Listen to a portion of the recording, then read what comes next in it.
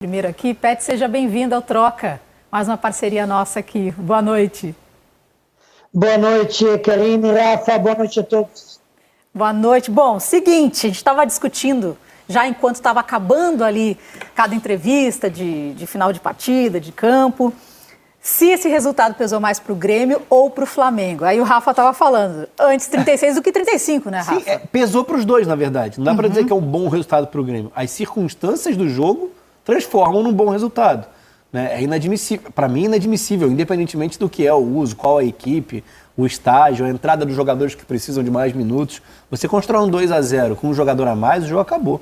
Contra uma equipe que está na zona de rebaixamento, desesperada, cara, acabou, não tem mais jogo. E teve, né? E muito porque o jogo foi totalmente aberto, assim, com o Flamengo exposto, parecendo até desinteressado. E era uma distância que caía para 6 pontos, né? Se tem um perdedor na partida, é o Flamengo. Porque o campeonato ficava com áreas de aberto, até pelo resultado que ainda acontece, o empate do Palmeiras com o Atlético. Então, assim, foi estranha a postura do Flamengo na reta final. Foram mais de 30 minutos com um jogador a mais e tendo construído 2-0, né? Então é difícil de explicar. Eu concordo com você. Foi estranha essa atuação do Flamengo. Pet, quero ouvir a sua opinião. Bom, é estranha não. O Flamengo jogou o jogo todo do mesmo jeito, mesmo com placar 0-0 ou 2-0. Teve aqui no segundo gol principalmente, acho que uma jogada individual, com muita vontade, muita raça, que poucos momentos mostrou o Kennedy para ganhar na dividida aquela bola e fazer passe para o Vitinho. Mas aí construiu 2-0 e a gente está vendo agora essa situação. Olha como ele ganha a dividida, que faz uma jogada muito bem na raça, muita velocidade, que não teve durante os jogos do Flamengo.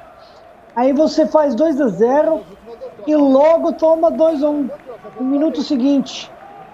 Aí o Renato depois, acho que quis descansar o Vitinho, porque tinha dos jogadores que joga todos os jogos e entra, né? Já fez uma boa partida, trocou. E o Flamengo não andou depois, jogou, estava chegando um pouco, mas Grêmio, no final da partida, cresceu com jogador a mais, com jogador a menos, e ainda teve alguma chance que poderia ter virado o jogo. Mas um placar que, devido às circunstâncias, como o Rafa está dizendo, o Grêmio, um empate bem melhor que a derrota, e para o Flamengo, acho que um ponto não muda nada na história. 3 pontos ia mudar bastante.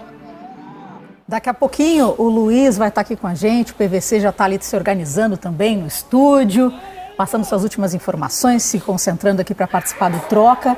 Enquanto isso, a gente continua aqui conversando. Para o Pet não foi estranho, mas aqui na hashtag Troca de Passes, muita gente está questionando esse Flamengo nessa reta final diante do Grêmio. Nessa partida o Grêmio estava com 1 a menos, então realmente chamou muito a atenção o que não conseguiu fazer dentro de campo, Rafa. Eu concordo com o Pet com relação ao desempenho no decorrer do jogo, né? O Flamengo não fez uma grande partida, foi pior do que o Grêmio na primeira etapa, mas depois que você constrói o 2-0 com 11 contra 10, fim de papo, cara. Não tem essa, entendeu?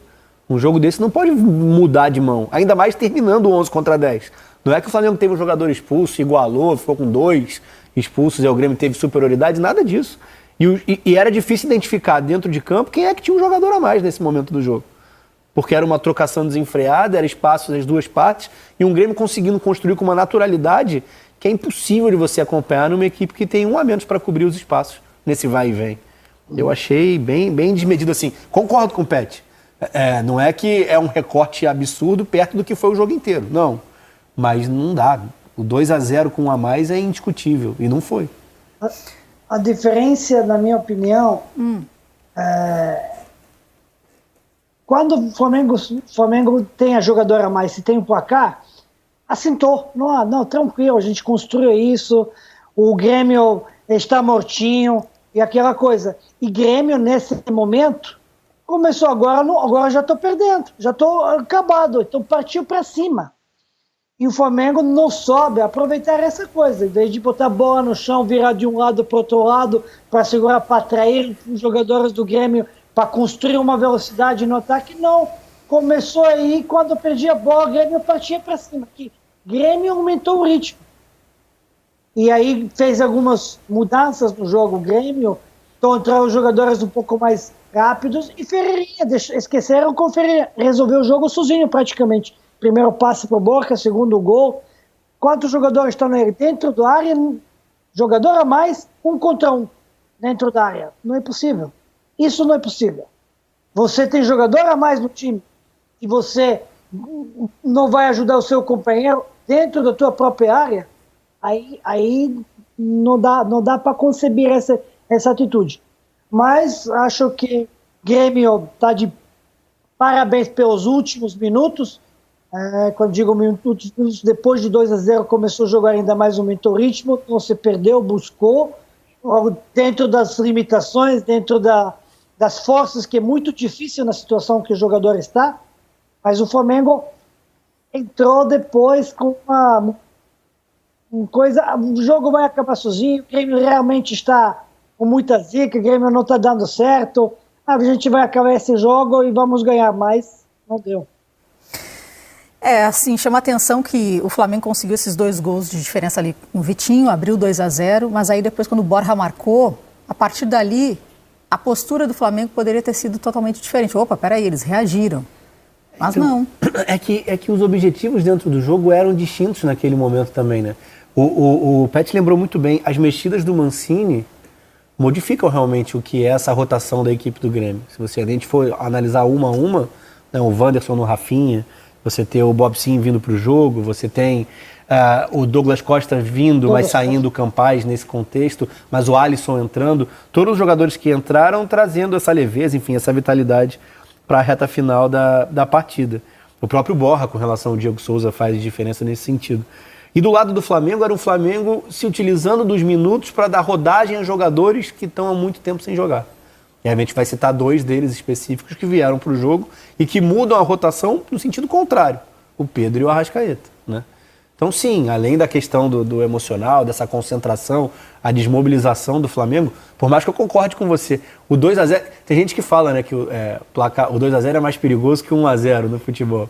Para quem está perdendo, né? Porque para quem está ganhando, você ainda tem essa possibilidade de tomar um gol e se reencontrar, perceber, deu uma endurecida, vamos. Não, o Flamengo não reagiu, não deu resposta. E isso foi, assim, eu acho que tem influência zero, falando em Libertadores, mas era um brasileiro que a gente estava debatendo sobre a possibilidade de encurtar, né? E ter uma graça a reta final. E isso dificilmente vai acontecer a partir desse empate. Continue mandando aqui mensagens para a hashtag Troca de Passes. Eu prometo que daqui a pouquinho eu dou uma olhada aqui. Eu só tô